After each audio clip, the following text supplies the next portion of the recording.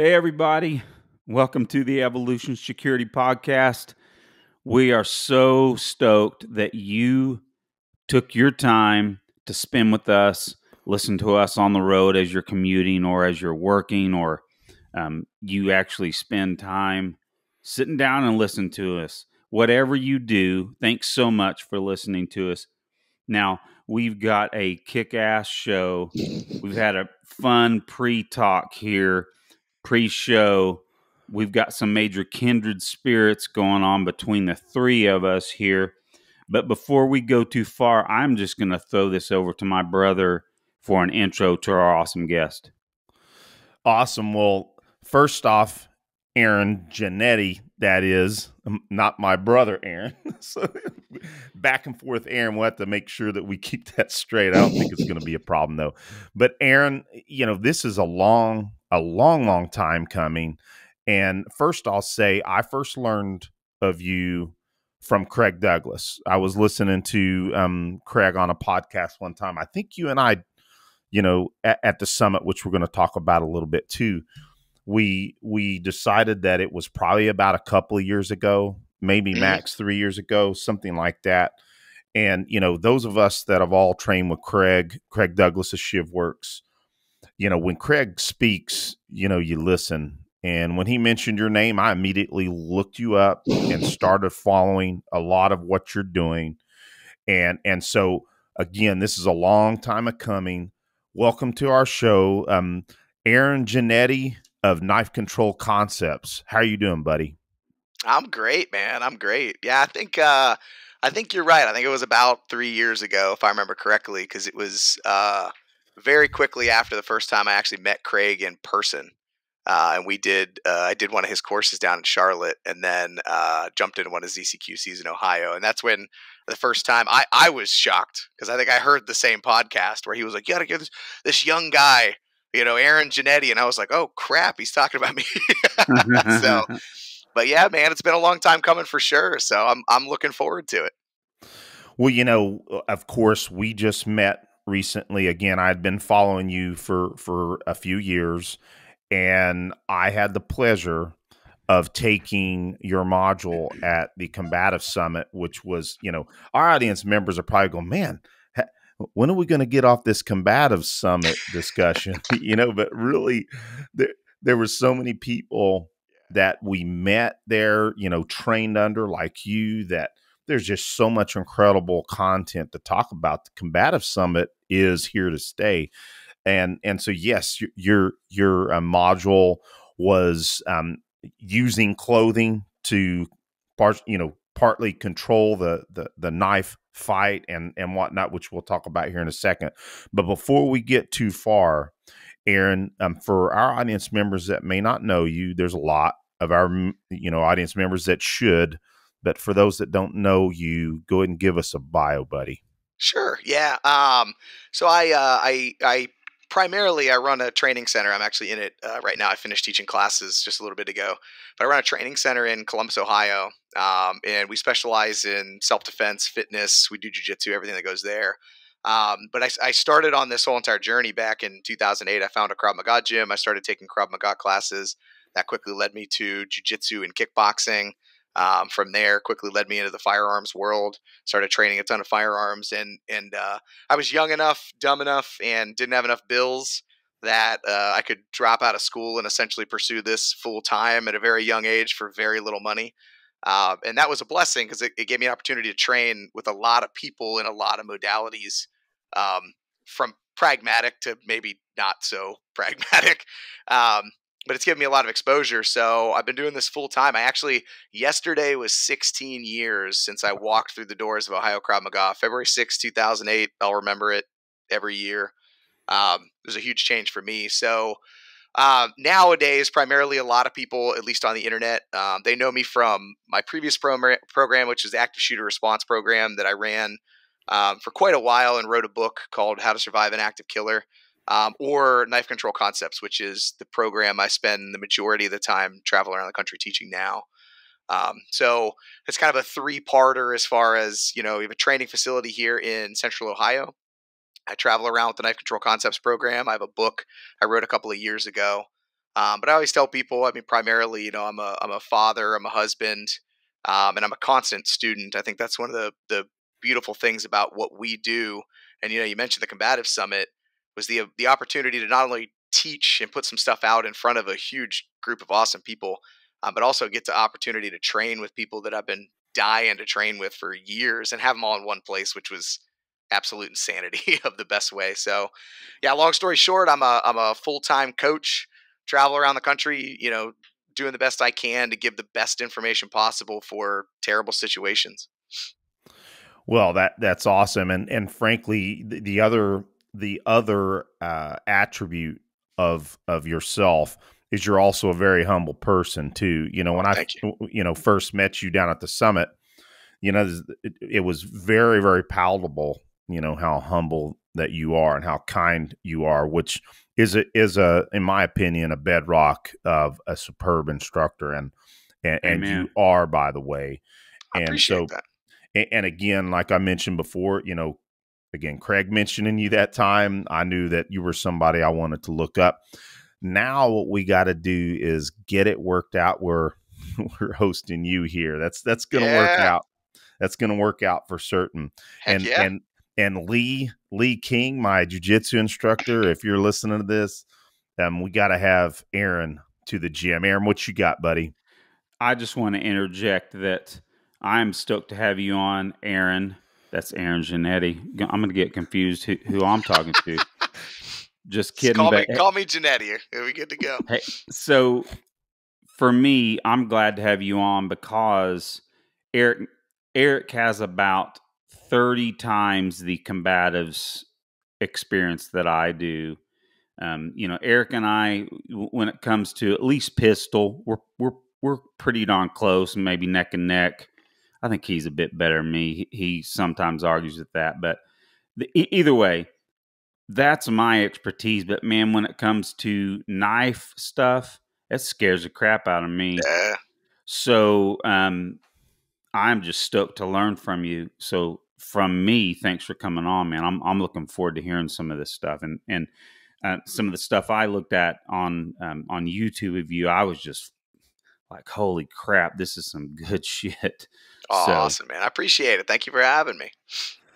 Well, Aaron, so what is KCC?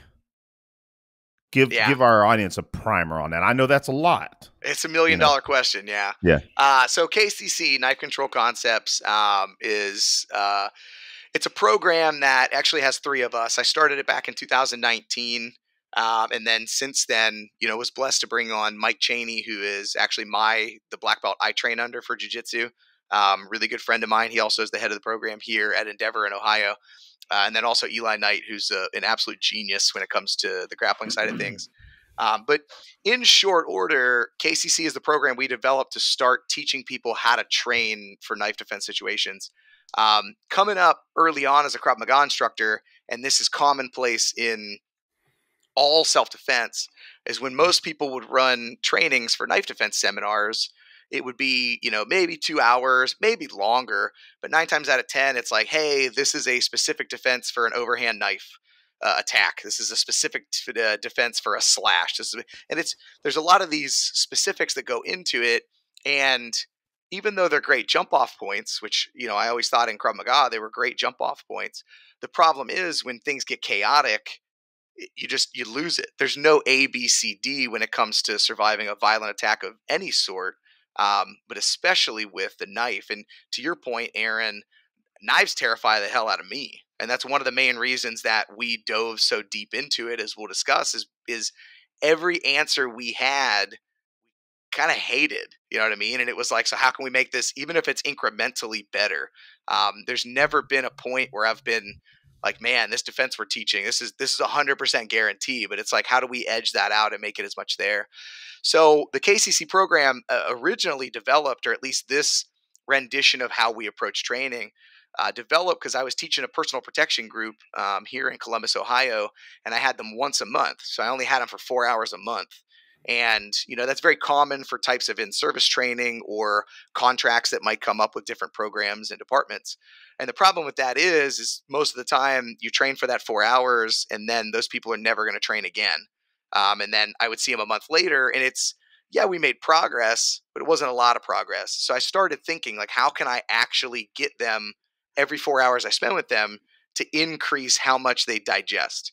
And Eric, I can only imagine, coming off of the summit, I know I felt the same way. But any seminar that you go to, I always say you're lucky if you actually walk away absorbing 10% of the material.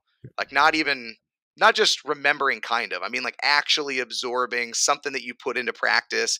Usually if you go to an 8-hour day of training, you're lucky if you walk away with 10% of that you eventually will train, practice, own, and put into it.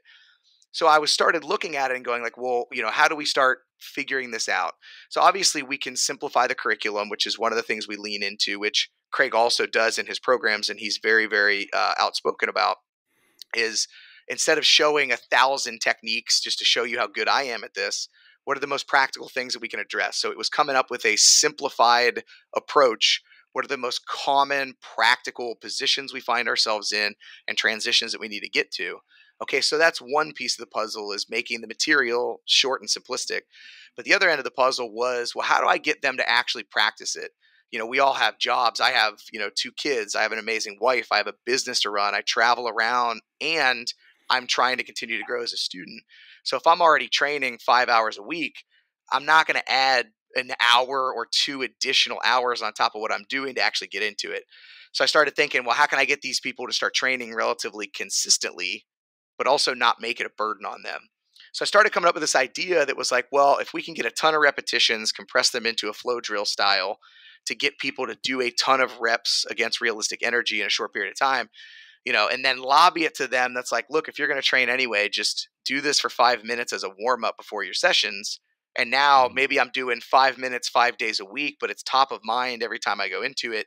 That's going to be a lot more impactful than doing 1 hour a month as it goes. It's like somebody that does dry fire reps, just before they get out of the house. It's like, hey, spend 3 minutes, do a couple of draws, get adjusted to your trigger. What clothing are you wearing? How do you need to adjust your draw for today to access your firearm? It takes 3 to 5 minutes versus, hey, I'm going to go to the range once every 2 months because it's expensive and cumbersome and a pain in the butt, right? So it's essentially the dry fire version of how do I get people to do that way.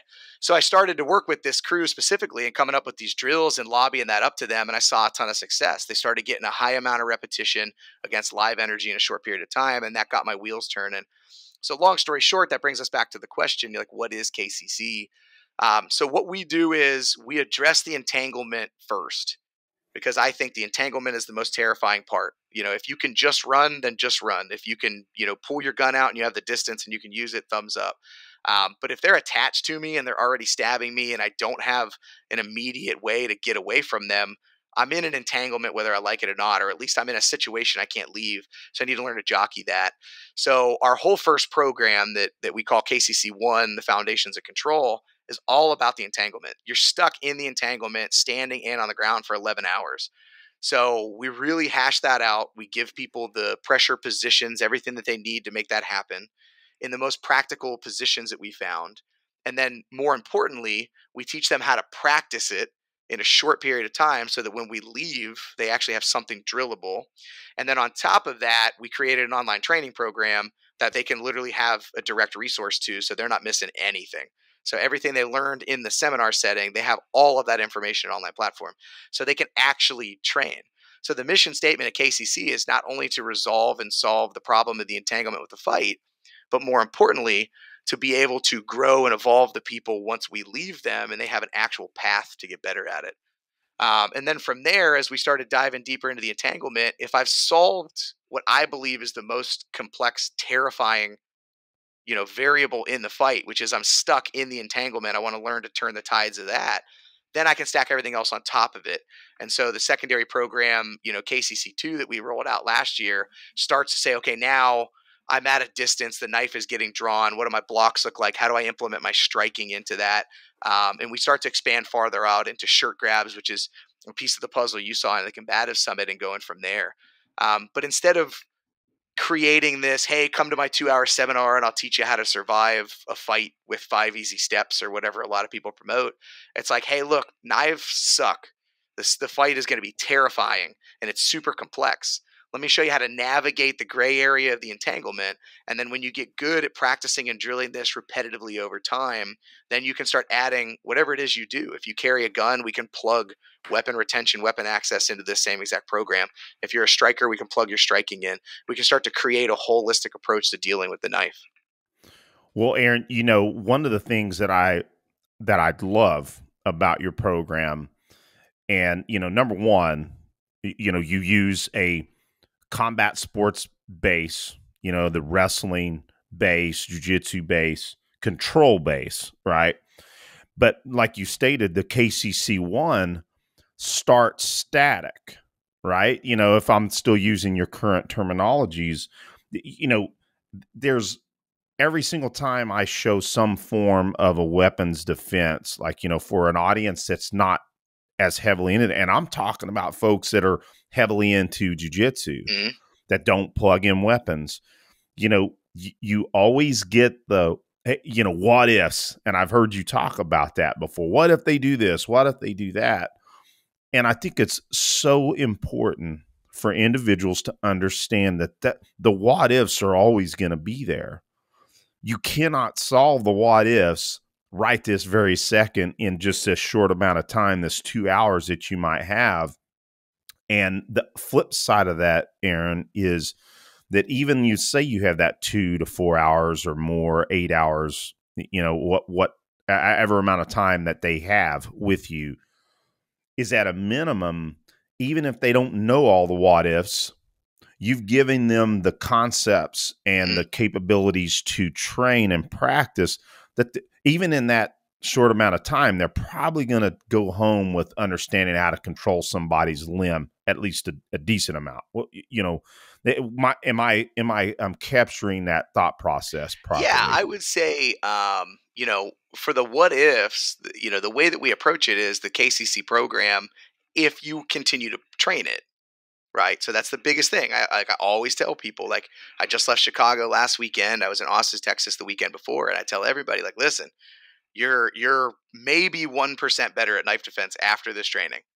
If you really want to get good at it, it's on you now. I've literally supplied you with everything I could possibly do with the time that was given to me.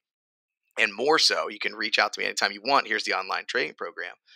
But the fact of the matter is, it's up to you to keep training it. So if they continue to train it, KCC honestly is the formula that solves the what ifs, because it's not a, oh, well, the knife is here, so I do this, or the knife is here, so I do this. It's a way to learn to feel movement, trace hands, track energy, and adapt to it if you put the time in. That's the most important part. And I don't care what program or system you do, the more time you put into it, the better you're going to be at executing it. So you're dead on. Like, you can pull whatever what ifs you want out of the pie here, but at the end of the day, it's going to come back to, okay, well, if I'm in the entanglement, which is our first, rendition KCC1 of the program, I'm navigating that energy no matter what. He could pull it here. He could switch that. We get that all the time. What if he switches? What if he tries to hit you? All of that is packaged into understanding how to move through all these different positions and understand the SOPs with them. So really, we're teaching you how to learn the mathematics and equation to solve whatever what if you throw at it. Because no matter what you do, I can almost guarantee to 99% proficiency that we can answer the equation through the concepts that we're laying out. Now it's up to you to expose yourself to different energies. And I think that's the most important part of what we're doing, which also makes it decently hard to market, because most people want a definitive. They want to know when they leave after their 11-hour, $400 investment, maybe more so if they're traveling and have to get hotels and travel and all that type fun stuff. They want to feel like they leave and they're like, I got it. And I got to look at them and go, man, I've been doing this full time for 16 years and I don't got it. You know what I mean? Like, if some dude gets the jump on me with a knife, it doesn't matter how many hours I spend going into it. That's just the way that it is. And variables are variables. If I run into the one cracked out, 210-pound pan level brown belt that decided he wanted to stab somebody that day, I'm in for a hell of a fight. And there's no one technique or concept we taught that's going to make that any harder than it is. But the more training that I put into it, the more growth I have, the more exposure I put myself into, the higher the potential that I'll make the best possible choice in those split second moments as I'm putting myself in there. So, again, to surmise that, in our view, the KCC program, especially KCC1, is the formula to answer all the what ifs. And then you put those what ifs into practice and into play. Well, and Aaron, frankly, I think you're bringing to the forefront what some of us have, in this niche area of folks that work in, let's just say, the practical combatives realm, is that there is no just, hey, I'm going to learn this at a seminar and I'm going to be effective. What people don't like to hear in many cases, that all this shit takes work. A lot of work.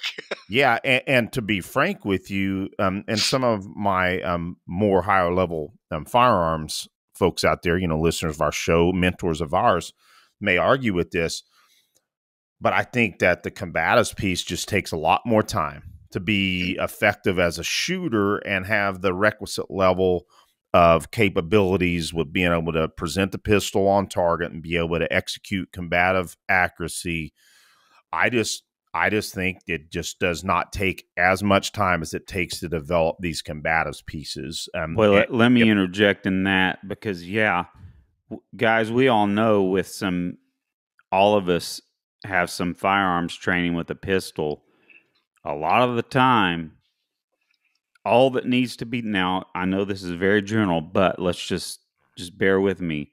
A lot of the time, what needs to be done is a fairly quick draw and a few shots on target in 3 yards or so. That's not a ton of training. You have to get that down. But when it comes to all this stuff, jiu-jitsu in general, for me, is still one of the things that blows me away. I'm just a blue belt, but I'm still blown away with the technical aspects of combatives is so much deeper and more difficult than people fathom. Even the guys that are really deep into it, it's just like, I gotta still keep rolling through this, testing this out, continually learning, and it's just never ending. But back to the firearms thing, like Eric said, there's just not as much time from a self-defense standpoint that you have to spend on the firearms, frankly. Yeah, I would, to discuss along those lines, think about, instead of generalizing, this is the way that I would view it, in my opinion, at least. Instead of generalizing and saying like the gun stuff versus the combative stuff, take it out full view. If we look through the lens of self-defense, self-defense isn't a technique. It's not a tool. Self-defense is an overall view. It's what am I trying to accomplish? And generally in those cases, it's in the words. It's taking care of yourself, right? Now it's going to encompass family and people you care about as well. But nonetheless, it's a lens. It's not a program or a resource or a technique, right? It's a very generic term. So look at it through the lens of self-defense and simply look at it, the situations where I can utilize my firearm the way the firearm was manufactured and intended to be utilized, which is at a distance. Then there's a subset of skills required to get that done. And in a self-defense scenario, at least from the statistics that we can pull and we've been exposed to, it's not a high level of skill there. Right now, the higher my level of skill is, the better and faster that I'm going to operate inside of that smaller subsect. Now, when we start getting into the range where, I would say 2 other ranges where the gun is on the gray line, whether it's the distance I'm supposed to be, or at least when the firearm was intended to be utilized, and then definitely not the distance the gun was meant to be at, which is in the clinch range, that's when different skills then come into play. And it's not necessarily that there's any less technique that needs to be drilled. It's that the proximity of being near the person takes away what the normal efficacy of a firearm is meant to be. So now you're using a tool inside, or attempting maybe to utilize a tool inside of a range that wasn't manufactured to get into. You know what I mean? Like outside of, you could make some arguments around like, well, in close quarters, there's definitely some benefits to like a solid, hammerless J frame that doesn't have anything that can catch close or get jammed and all that kind of fun stuff. But you even just take that away. If I'm pointing and shooting at a target, moving or not, there's a lot less variables that I need to manage than if that target is within, let's say, 10 feet of me charging at me. And then even closer if they're already grabbing onto me and I don't have my gun or in my hand just yet, right? And so then the skill set, the way that I usually lobby this up to people is, and again, this is just my opinion. I don't know that it's completely accurate, but the way my view goes into it is my skill around shooting. I need X amount of marksmanship to make shooting well, right? Effective, right? As far as combat shooting, make sure that I don't shoot anybody I'm not supposed to. Make sure I get the targets where I need to get them to get to. There's X amount there. The most important part, or the most important skill sets, in my opinion, is how are the skills that I'm getting the gun in my hand with a strong and appropriate grip. And what ends up happening is that's a speed thing at distance, but as we start getting closer, that starts to then rub up against grappling skills, Yep. whether you like it or not. So now I need to have Absolutely. a subset of grappling just to get the gun in my hand, let alone to change the marksmanship. And those variables, the closer I get to somebody, are always going to be more chaotic. The grappling, wrestling in this case, the way that we kind of look at it, is really just the extra block. There's the block of how do I access the firearm? And then there's the block of grappling. And the complexity of it is that they're overlapped. If you really look at wrestling, in my opinion, and again, take in consideration that when you're in a BJJ school, you're rolling with other people that know BJJ. Now, there's obviously different levels of it, but you're still playing jiu-jitsu. You're not playing angry, drunk guy with a knife. You're not playing domestic violence asshole, husband. You're not playing, knockout game kid that just is running up and punching people and doesn't have a training background. And that's not to say you shouldn't plan for somebody that has a training background, but we run into this oftentimes, at least in my experience, in different modalities where we get enamored by the complexity of situations and we don't realize that there's a solid chance that's not the energy I'm going to get in a real life fight. Even in the case of our seminars, and we make it a point to kind of send this out to people, is by the end of the seminar, one of the things that we do for KCC1 is we do what we call free flowing, which the person with the knife is going to stay in the entanglement. They're not trying to get out of the entanglement. And the person defending is not allowed to leave the entanglement. So they have to stay in the entanglement way longer than they should ever have to. But the person with the knife gets to post frame, pull shirts, stab, switch the knife into the other hand, and do whatever they want. And it's chaotic, and you can't win. It's like doing the final evolution in one of Craig's EWO classes. It's like you can do pretty well, and you're not going to win because you're not allowed to leave Thunderdome. So it's the same thing. But people will run into situations where they get uber frustrated about like, wow, man, I couldn't get that position we were looking at and this and that. And they forget that the person they're dealing with just experienced the same exact 10 hours of training. So they know exactly what you're going to do. They know exactly what you're looking for. And you have to take that in with a grain of salt with that. Somebody who spends time and learns how to use head position really well and aggressively is going to shut down a ton of untrained individuals and just completely mess with them. Somebody that understands the mechanics of head position and how to find the hands and get outside of the elbows is going to shut them down even more. Somebody that understands how to, find the hands and get outside of the elbows and use their head for good head pressure, but then also understands like position and angles is going to shut people down.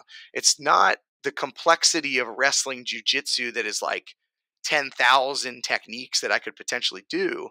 It's understanding how to aggressively utilize these certain skills in very matching violent ways to shut people down that have never exposed themselves to that type material in a lot of cases.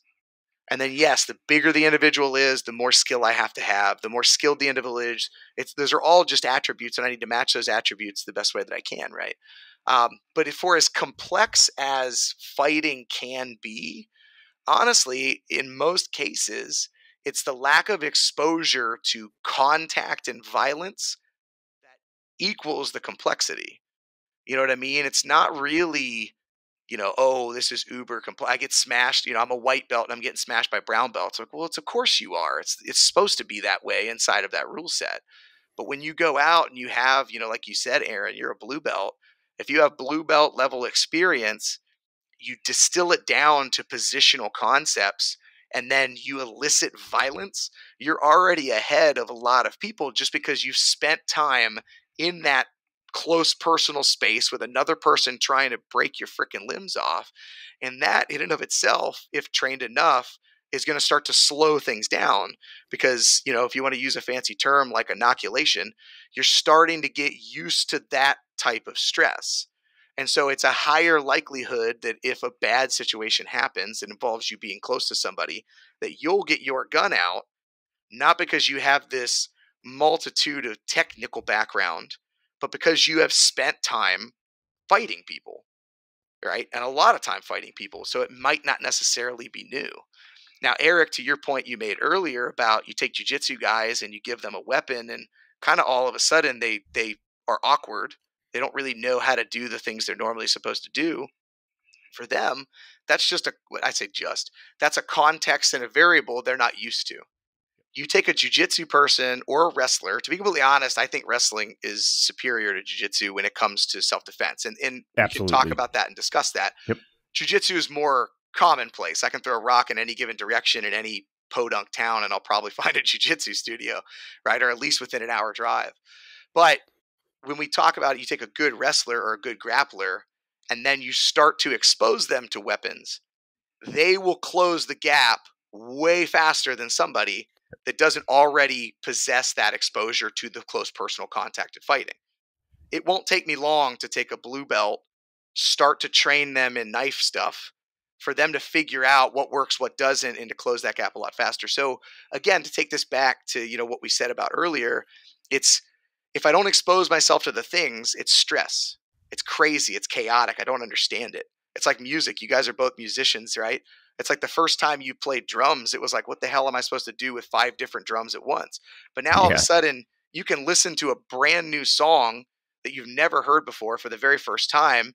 And with, I don't know, probably let's even be nice and say 20 minutes, you could probably get 80% of the song played out relatively well without any tablature. And it's not because you're a whiz. It's because now you've gotten your body so coordinated with this is my kick, this is my snare, this is my hi-hat, this is where I position my toms, that you can start to link the what ifs together and start to figure that out. So, you have shooting skill sets, you have grappling skill sets, you have weapon skill sets inside of grappling. It's in my opinion, I don't think it should be approached as this massively over the top, I need to know a ton of technical stuff.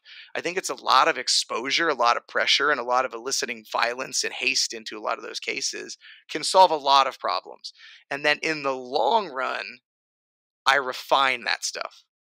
But the problem I have with jiu-jitsu, or at least jiu-jitsu posing as self-defense, which, could be a controversial kind of sentence there, but is that to get good at jiu-jitsu, the way people feel when they feel good at jiu-jitsu takes years. But if you come into my program and you take a 1-hour class and then you get attacked that night, I need you to have concepts and skills and whatever mindset that is going to get you as safe as possible every 1 hour I spend with you. And that is less likely to come through overly technical proficiency, and that is more likely to come through allowing somebody to get 500 shitty aggressive reps, that they just start getting their body in those positions and get starting their body against another person trying to get into it and start to get that exposure. So I know I kind of went 5 different directions with that, but I get weary when people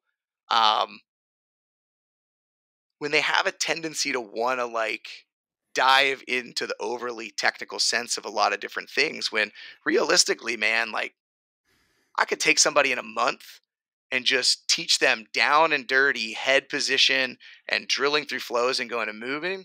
And honestly, they could resolve a lot of the situations that we commonly see through video from untrained attackers, from what I've seen. right? And that's just my thoughts on it. I know, Eric, you've been waiting to say something. I'm Oh, excited. no, you're good, brother. I love it. And I don't think you were going multi different directions at all. I think it's all concise and congruent. What I will add to that, and I want to digress 1 second for any of our audience members out there regarding the firearms comments earlier, is that I think myself, my brother Aaron, and then Aaron Jannetti sitting across from me, we believe in having a higher standard of skills with firearms. 100%. I'm not at all saying that that it is easy to attain requisite. It still takes work, but we also believe that we need to perform at the highest level we can in shooting as well. So I want to make sure that I put some clarity there. 100%. Now on that note, I am not necessarily striving to become a GM in USPSA either. But the point is that we believe in a high standard when it comes to firearms, and we believe that's deeply important. Just in case there's some new listeners that came on, and sorry if I was a little too. No, Aaron, I was the same way, Aaron. I was. My point just is that I do know. Yes, I've been shooting way longer and have way more time on the gun than jiu-jitsu, but I just do know that it really kind of comes down to what you said, Aaron, that I like your approach, and it makes it less daunting to me, especially when it comes to the knife stuff, that we're always talking about high percentage, highly successful techniques and stuff. That's the same thing that I'm really speaking about when getting a pistol out in a normal kind of situation. But yeah, I'm trying to get my master in IDPA here pretty soon, but my freaking tennis elbows kind of slowing me down. But it's rough, man. You put that many rounds down range and like loading and everything that goes in it. I mean, I don't think people realize like how much wear and tear on your arms, your shoulders, your body that like consistent shooting takes. Most people, we kind of go out, we shoot a little bit here and there, and it's like, yeah, it was kind of rough, but it's like, yeah, okay, but now do that a lot, and then tell me your hands aren't jacked up and your elbows don't hurt. And when you're dry firing for 5 or 10 minutes and you're tired, that's when you're getting some work done. And on the note of guitar playing, I'm kind of annoyed every time I go shoot because I come back and want to play guitar and my fingers are kind of scuffed up. It's like, I feel a little dainty. Yeah. I think the biggest thing, like if you have to surmise anything with, and I think this is with anything. I mean, really, like we were talking before we got on, about, I played drums growing up. And, you were like, what are your influences? And I was like, I don't know, man. I was an angry kid and I was just beating the shit out of a drum set. But I think a lot of it early on is like, how much time are you going to put in? It's not that I don't have any desire to be the highest level, like a grandmaster in, firearms, or, a 7th degree black belt in jiu-jitsu, but that just, no matter what, I don't care who you are, that's going to take time, So if I go in with the intention of being a highly skilled firearms, like a user, somebody who shoots, then, okay, then, let's say I have arbitrary numbers. Let's say I have 10 hours a week. Well, then I get to spill all 10 hours a week into becoming a refined shooter.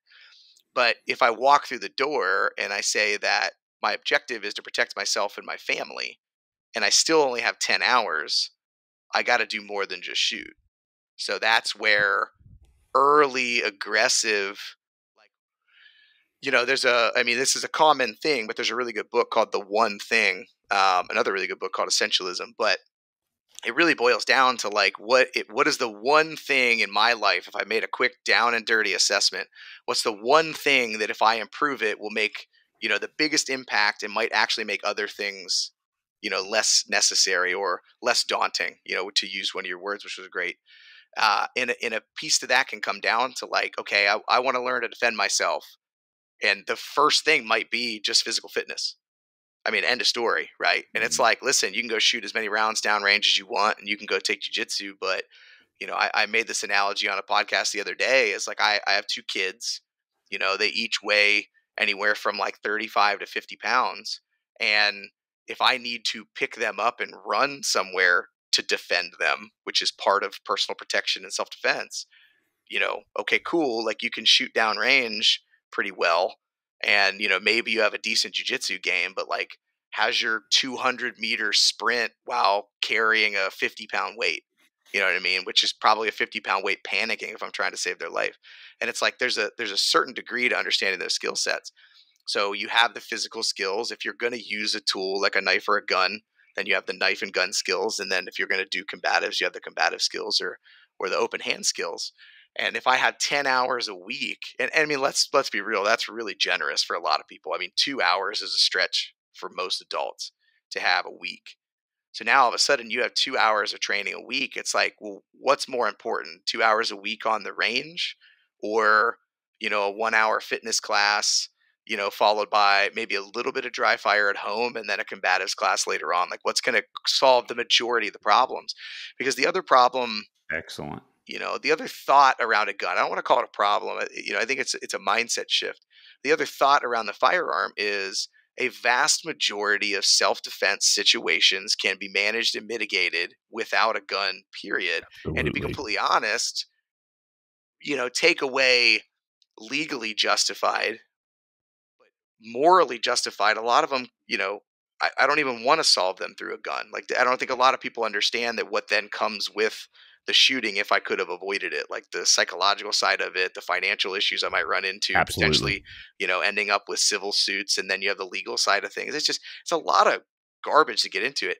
Some dude, steals my bag and runs off with it. It's like, am I going to waste X amount of money on this, and that because I just want to shoot the guy, even if it's justified or not? It's like, so then if I don't, if my only skill set is in this one bucket, now I have a situation that needs another bucket. It's like, come on, and then in the reverse of that, okay, well, I refuse to carry a weapon. It's like, okay, you have this combative skill, but if you never train with a weapon and you find yourself in a situation where that is the answer, this is literally the difference between me getting home to my kids and my wife, you're not going to at least think about what it might take to carry a firearm and to utilize a firearm and, potentially even just use a blade and what that goes into it. It's like, you can't, if you're looking at self-defense, you have to respect all of it.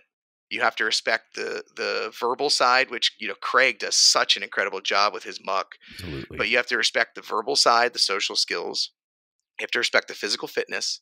You have to respect the open hand skills. You have to respect the weapon skills, like utilizing of the weapon, so edged weapons, potentially blunt objects, as well as firearms. And you have to respect the medical side. And on top of that, if I throw like a 6 bucket into there, you have to respect the psychological and emotional side of things for both you and potentially your family members. That's a huge part of it. And that's holistically looking at self-defense, in my opinion. If you put all your eggs in one basket, that's fine. It's a personal choice. That's fine. But you have to at least respect that you're missing components. It's like, I don't care if you're like, look, man, I'm never going to carry a gun. I think they're terrible and, whatever. It's fine. That is fine as long as you understand that that's a choice and you are voluntarily limiting at least a section of potentially defending yourself. That's fine. So then build a plan around this. Vice versa. Hey man, I don't really want to learn how to wrestle and fight. I plan on solving my problems through these things. It's like, okay, except that if these situations show up and you haven't taken the time to learn those skill sets and it goes poorly, that was a choice. That wasn't anything outside of that. It's like you made a choice to ignore this skill set and things happen. And in that case, it's like there's a personal responsibility. So in my opinion, if self-defense is a legitimate priority, no matter what your personal beliefs are or your desire to avoid discomfort, you make a choice on what you're getting done. And at the end of the day, if you made choices leading up to whatever that violent situation was, and it was a skill set that you specifically chose not to pursue, not because of ignorance. If you didn't know, you didn't know, and that's fine. But if you were ever exposed to it and you chose not to, or at least to be open to it, well, then, you made a choice there. And that's a hard pill to swallow for a lot of people. and it's real. I mean, that's how life works, you know? So. Awesome, Aaron. You know, man, you're just dropping a lot of excellent knowledge bombs that Yeah, people kick need to ass. hear. Thanks. Succinctly describing what people need to focus on. You know, in excellent detail. So our audience, no doubt, will get a lot out of this. I will say so. I don't know how well we can do this for, you know, the little bit of time we have left Sure. here. But can you kind of cover some key concepts, you know, maybe a few or so that a person's gonna learn or drill during, you know, KCC? I mean, is that something you think we can do Sure. here on the air that will be worthwhile? Yeah, I mean, it's one of those things that's like, we'll talk about them, we'll shoot through them, and at the end of the day, exposure to them is what matters. And Aaron, before we go before that, I Mhm. will say, you know, for our audience members out there, Aaron has put up a lot of excellent video content of a lot of his concepts. So if it's okay with you, Aaron, I would like to post to our show notes Yeah. your video list that has, you know, a lot of the key. Is that cool? Yeah, that's fine. And to be honest, if people are interested, I'll throw a coupon together just for the podcast. And if anybody wants to look into the online program, they can get a discount for that. So I'll send you information on that. It'll be specific for your Absolutely. listeners. Awesome. Cool. Yeah. So as far as baseline concepts go, coming into it, we're teaching people how to navigate the body, navigate the entanglement, and we do it in a specific case of what's going on. So the first hour, honestly, we front load the vast majority of our concepts.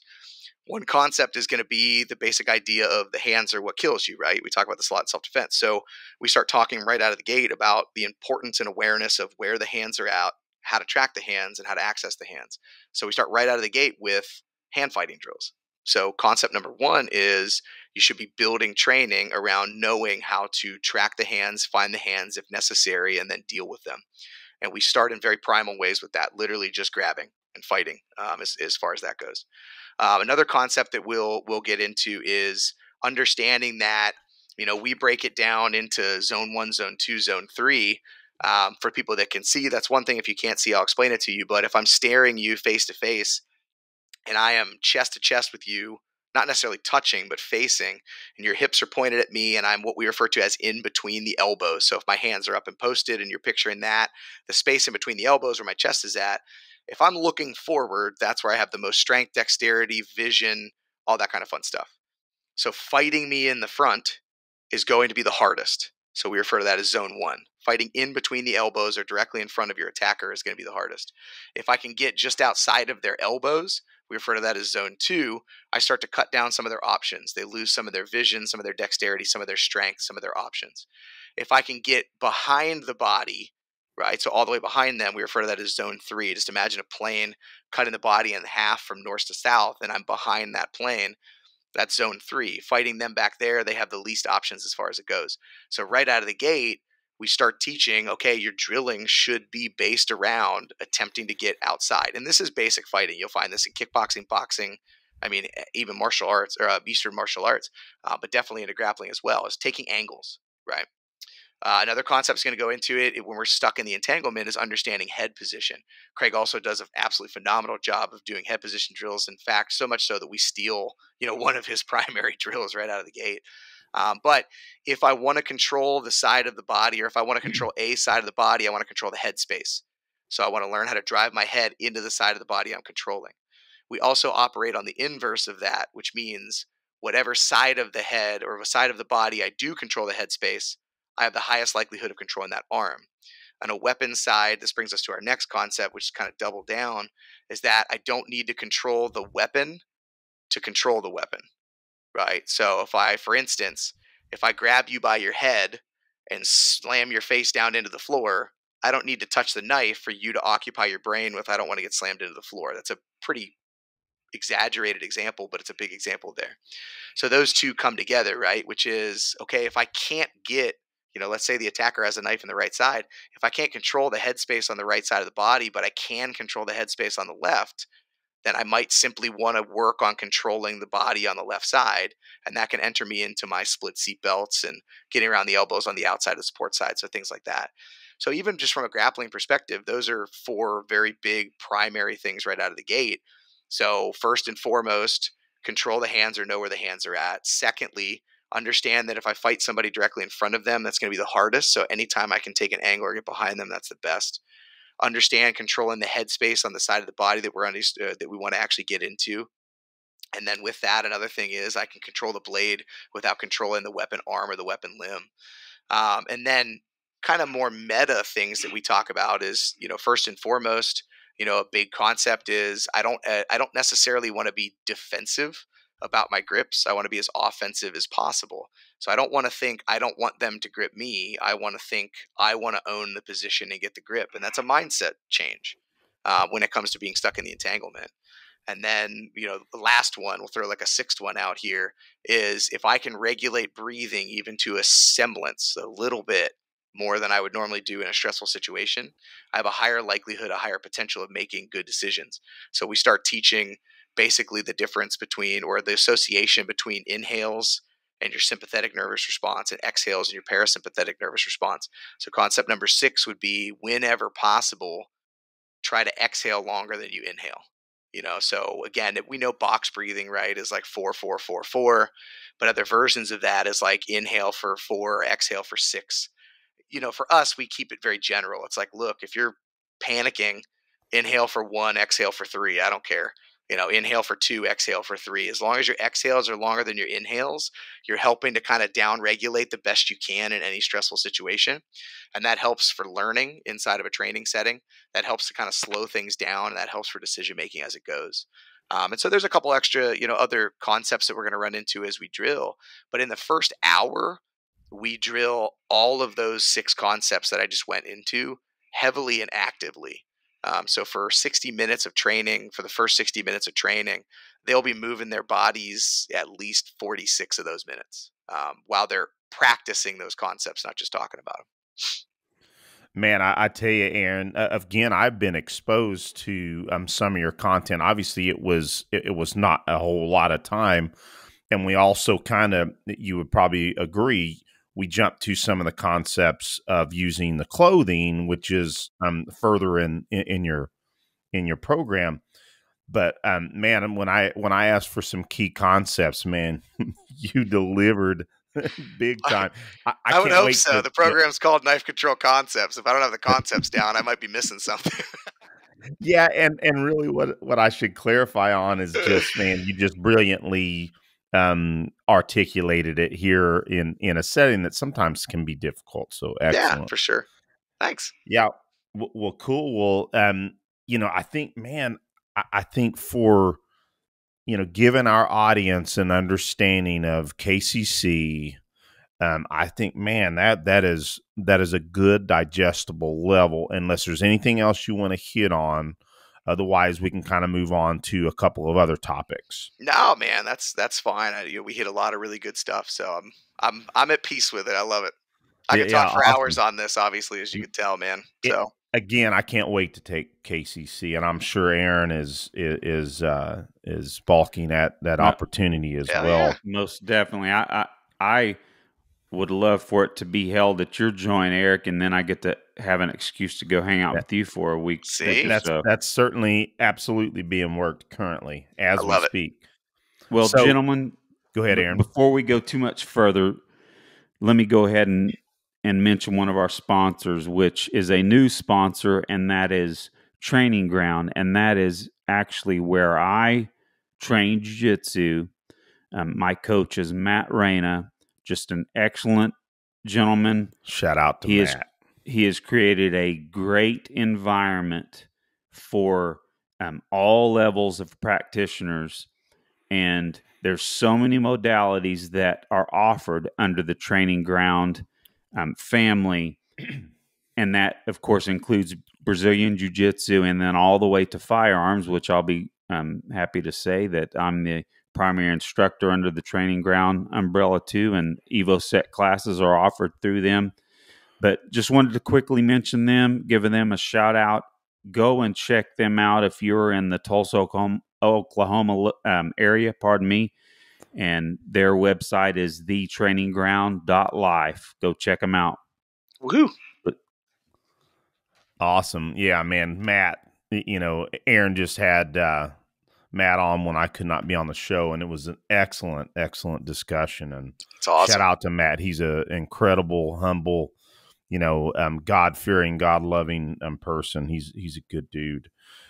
Well, with that said, Aaron, so let's talk real quick. Let's hit on a little bit of your current firearms focus, if you want to talk on that a little bit. We're just curious. Yeah, sure. So I've taught firearms courses. I still teach them for my people here at the gym. And in that same regard, I don't attest to be, like the guy running around teaching firearms courses. I have a really good amount of knowledge on it. I'm a again, in the humblest way I can, I'm a good teacher. I can take information and present it relatively well, and I want to have that access here for people, at our gym. So I'll run a program once or twice a year, for our people. Now myself, I carry, whenever legally possible, and and also when it makes the most sense. Now I run a training center, training gym, and I live my life in sweatpants, and in certain situations it would be less than desirable to carry in certain ways. So then I have, everyday carry the other way with like knives and such. But as far as training goes for me, I do a ton around the gym here. We have targets and things set up where I'll get a lot of inert training. So, we've got force on force pistols, that we run a couple different versions of Glocks, both through like the UTM platform, which, unfortunate with what's going on with that right now. But luckily, luckily I have a stockpile of a couple hundred rounds that I can still go through. And then also with force on force. And then we have a ton of cert pistols. So I do a lot of my routine consistent training is going to take place here at the gym.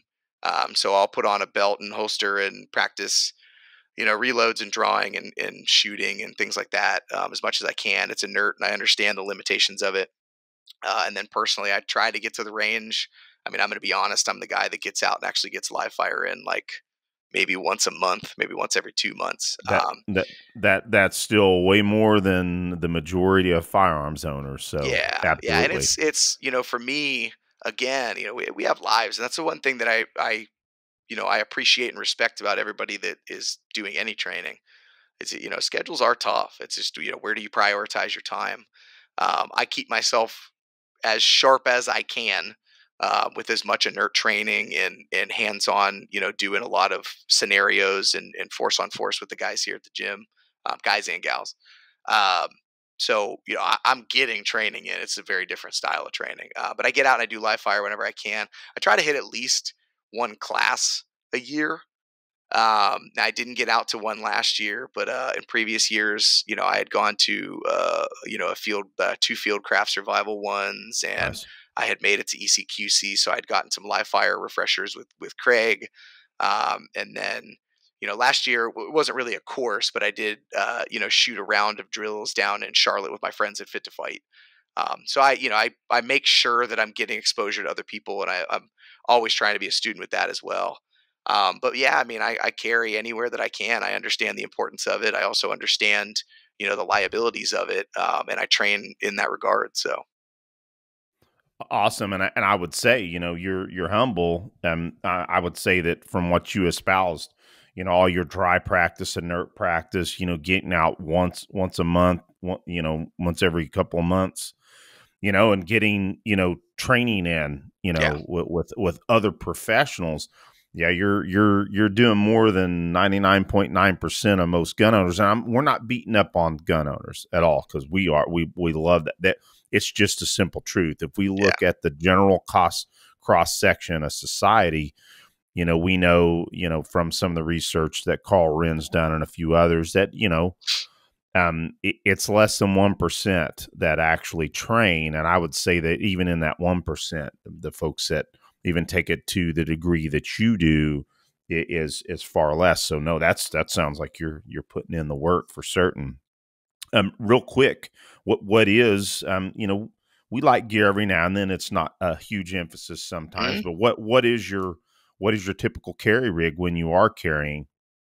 Yeah, so during like spring, summer, I'll carry either a Glock 48 or just last year, um, I started carrying the P365 XL and playing with that.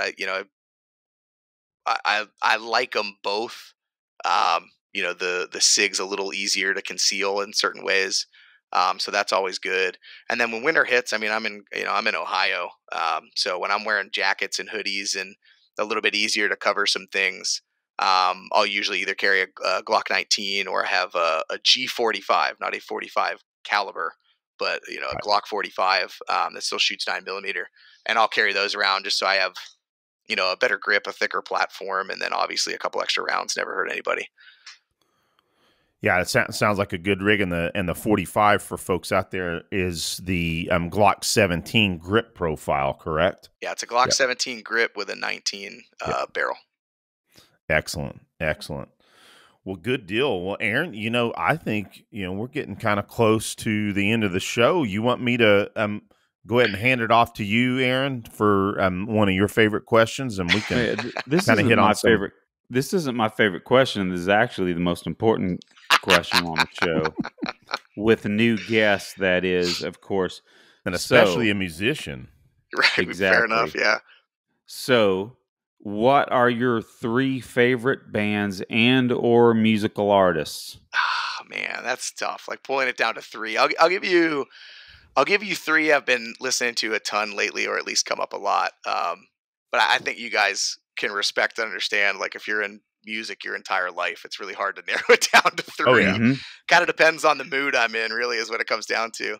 But Well, we'll be clear. That's just a starting point. We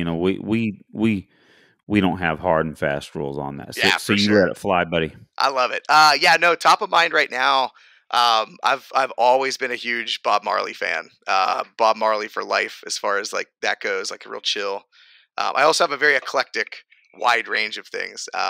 So yeah, Bob Marley is a big one right now. Well, not now, for a while.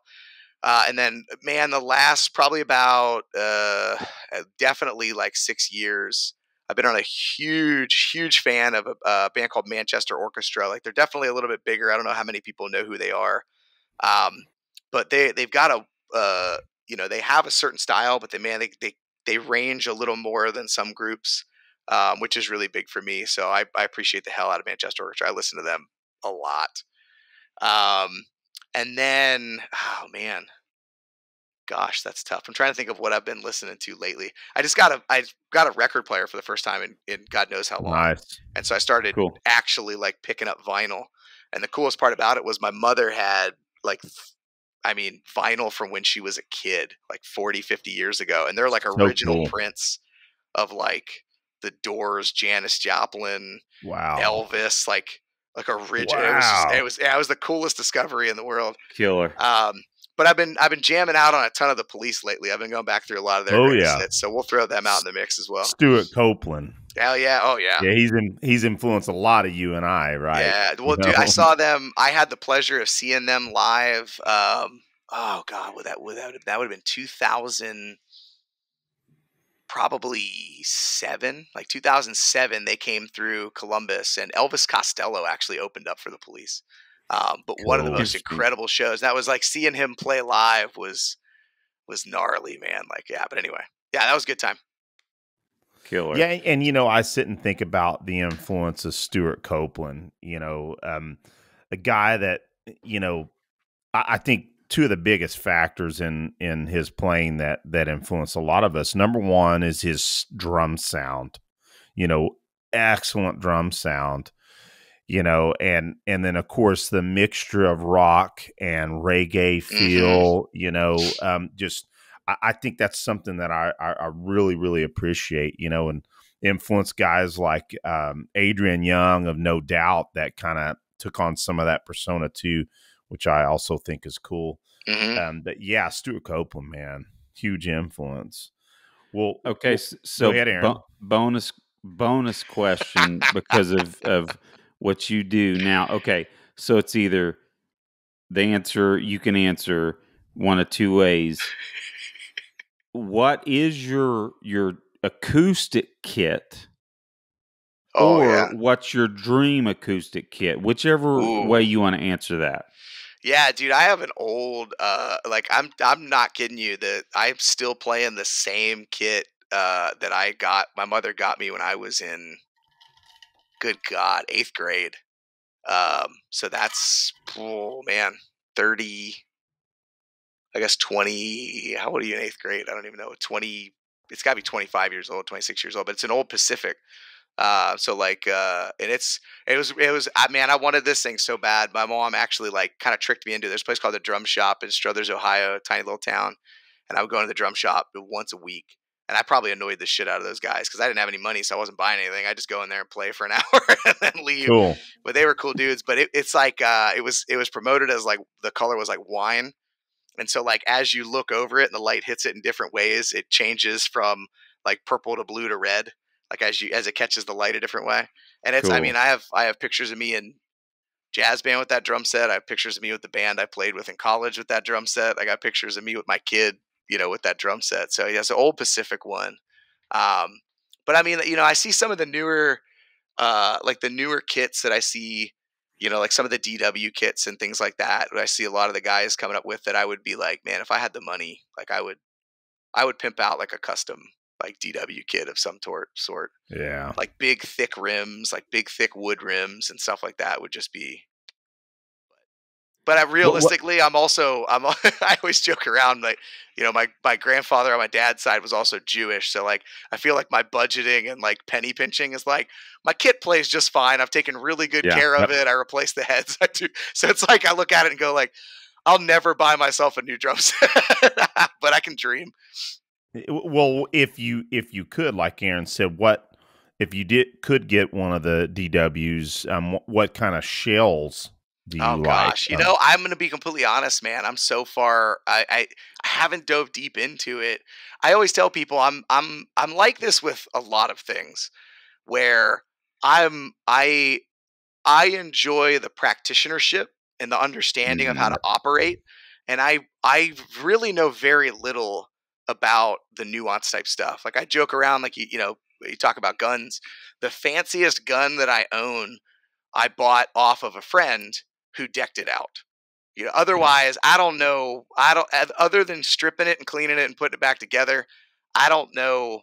Like and again, and I'll kind of look up there and go like, I shoot fine with a factory gun. Why am I going to change the trigger? Why am I going to do this? And Yeah. I fully understand, for those of you listening that are higher in the world, I understand that like the triggers make a difference and like all those different things. But again, like if I'm out with my family and I gotta, get shots on target in a certain amount of feet in a realistic setting, like my factory Glock's gonna do just fine. So I've never really Oh, yeah. dove deep into that. And drums were kind of the same way. Even when I got that Pacific kit, honestly, I only wanted the Pacific kit because it was pretty much a generic version of the DW, and I wanted a DW Yep. kit back then. You know what I mean? Like that's, Mhm. and I No, wanted it because I saw somebody else who had it. So I've never really that's been with anything, even with jujitsu. Like people will be like, "Hey, did you see such and such competing and the way that he plays?" And I'm like, "Who is that?" Like I remember the first time I did like an over the shin ankle lock, and I remember being like, "Oh man, have you ever seen this done? Like this felt really good." And somebody was like, "Yeah, Kyotera has been doing that for years." And I'm like, "Who is Kyotera?" Like I don't like. I'm so bad. Like I want to learn how to do it. I want to get really good at it. I want to learn how to teach people to do it. And I'm really bad about I don't ever choose to like dive deep into it. So if I'm being fully honest, I would go to somebody who knew more about it. I'd probably talk to you and be like, "What's the difference in shells? This is what I want it to sound like." It's like what I do Well, with my graphic designer. I'm like, "Listen, I have an idea. I have no idea what that idea is, but like, could you make this look really cool?" And then she sends me something. I go, "That's it. Nailed it. Like I don't. That's perfect. It's like what it is."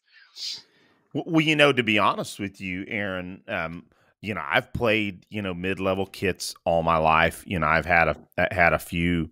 Um, you know, frankly, I don't even have the top of the line kit. But Aaron can kind of attest. I had been eyeballing the kit behind me here is definitely was my dream kit for a long time, and it's a Thomas Star Classic Yeah. maple kit. and I've always loved the warmth, the projection, and sustainment of maple. And I still think, personally, I think maple are the best sounding shells. Now, it's not the newest, greatest thing either, but I would say overall, I still think that most drummers will say a good maple kit is probably where it's at.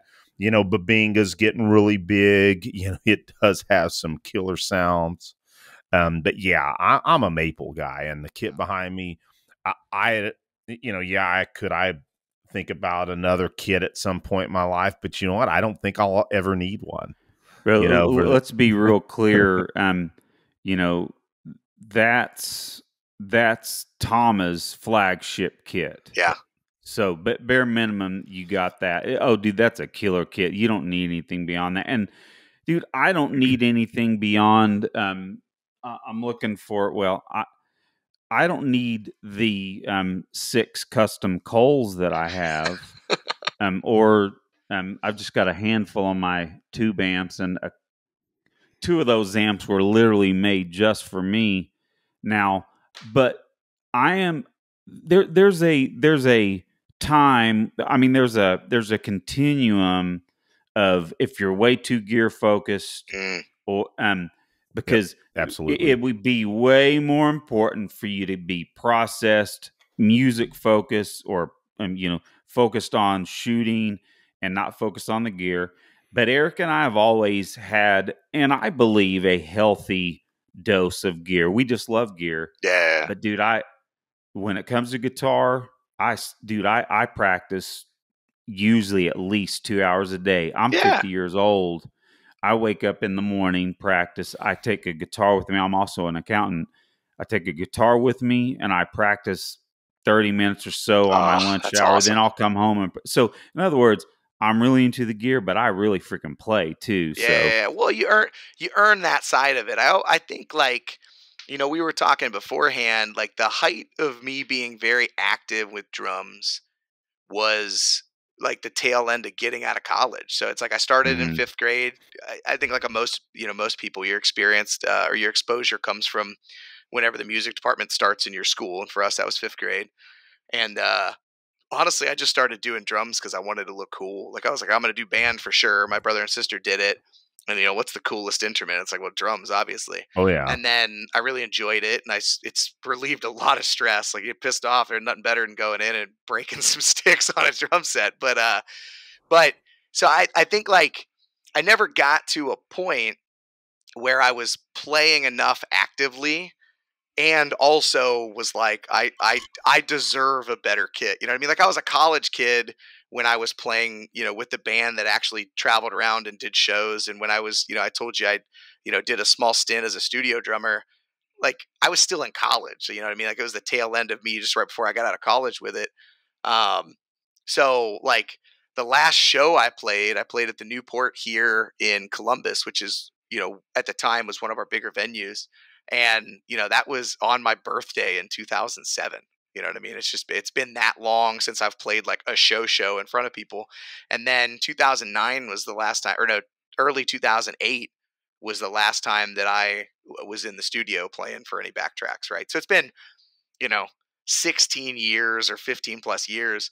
And now that I actually appreciate semi-finer things, I don't play as much as I used to. So it's a hard justification. Yeah. Now, if I was practicing 2 hours a day, I would most likely buy myself a newer kit.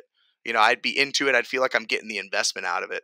But right now, man, if I bought myself a new kit, I would literally be like, I'm going to touch this thing once a month tops, and I'm not doing it any justice. I'm not playing like I did back in, 2008, 2010. So, but man, if I was, I would. But I would say this, another kick-ass musician we had on the show too was one of my biggest influences as songwriting is a guy named Jason Beeler from Saigon Kick.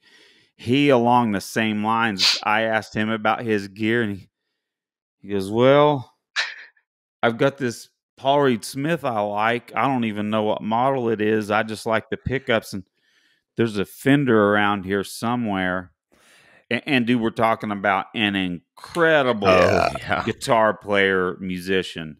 So yeah, the gear isn't for everybody. So it's just fun to talk about.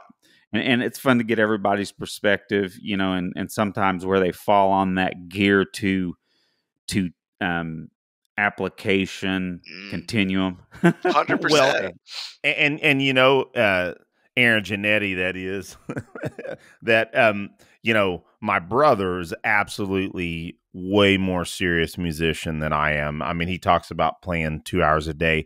Now, I do play my drums most days, you know, but I'll put it on average. I play probably 5 times a week, and you know, frankly, some of the time that I play is dictated on how long my wife will man, if I'm doing a bunch of double bass stuff and a lot of fats, like, because I've been kind of getting back into playing some faster stuff and messing with some a little bit of older Metallica Oh, and some Slipknot stuff.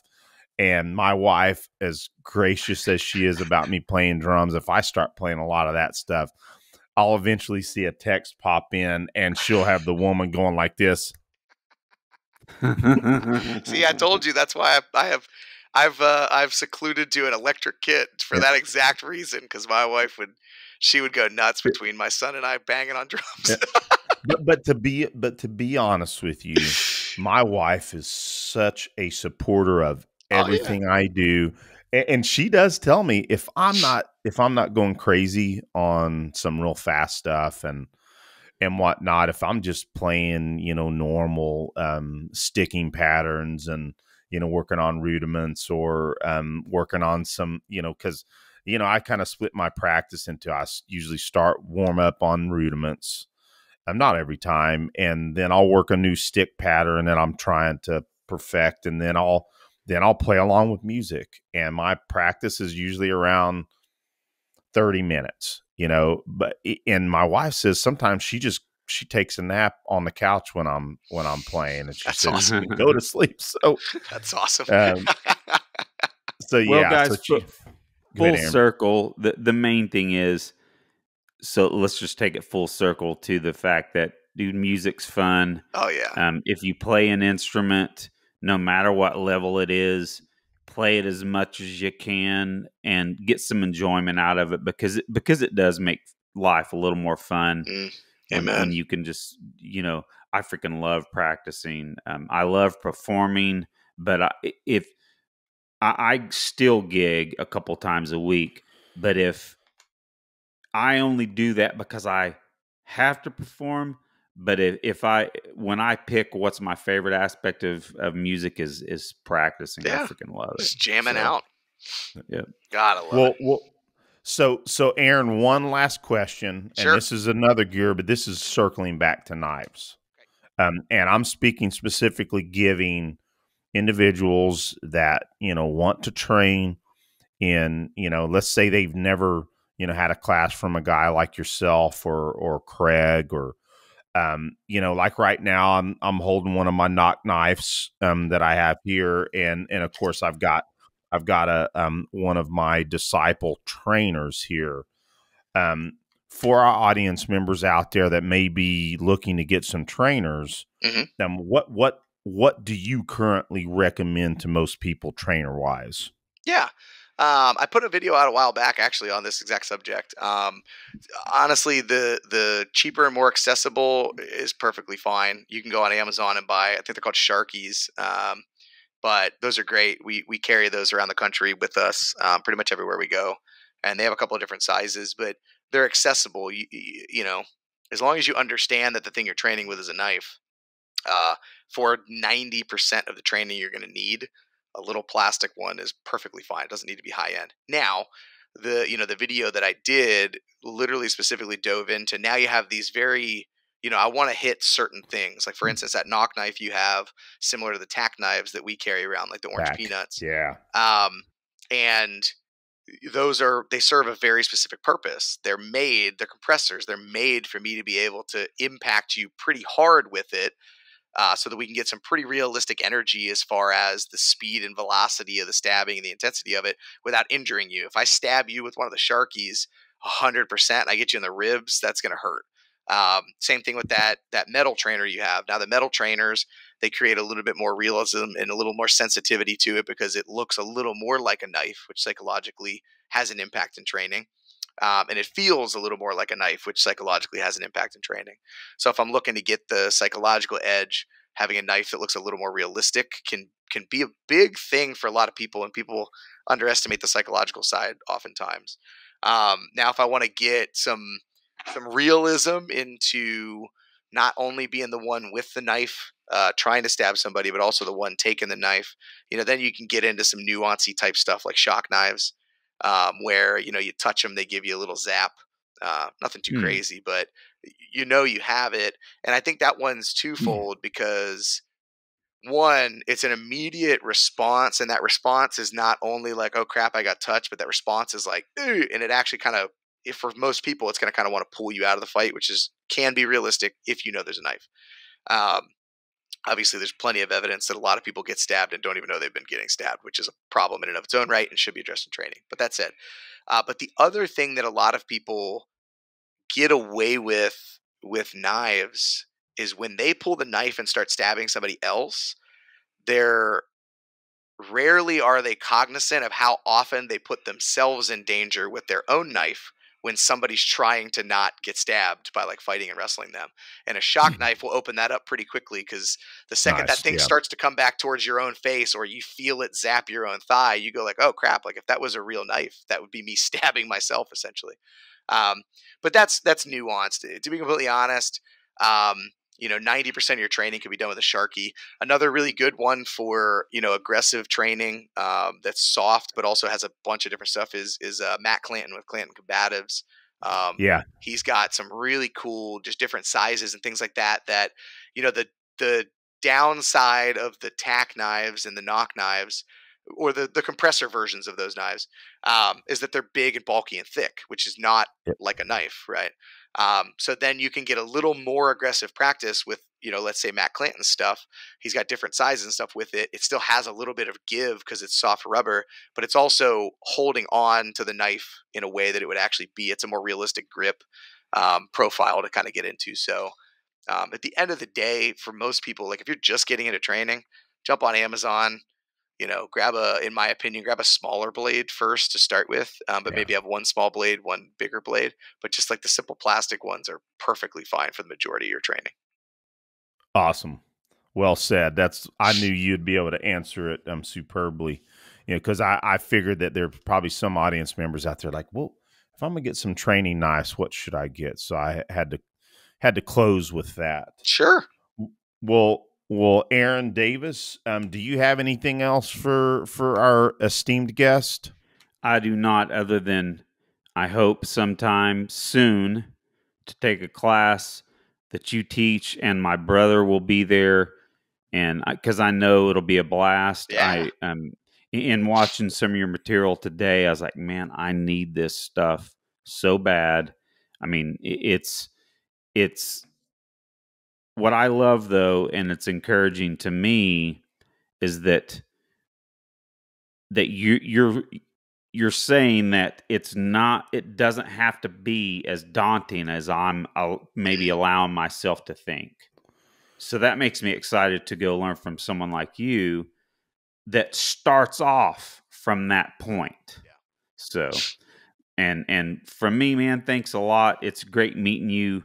It's been a fun conversation, and like we always tell our guests, especially the ones that we're kindred spirits with, we turn you into repeat offender guests. So hopefully you'll want to come back soon. 100%. I'll come back anytime you want me. Rock on, guys. Well, you have a good evening, Aaron and Aaron. Great talking with you guys. Have a good evening. Absolutely. Thank you for having me. All right.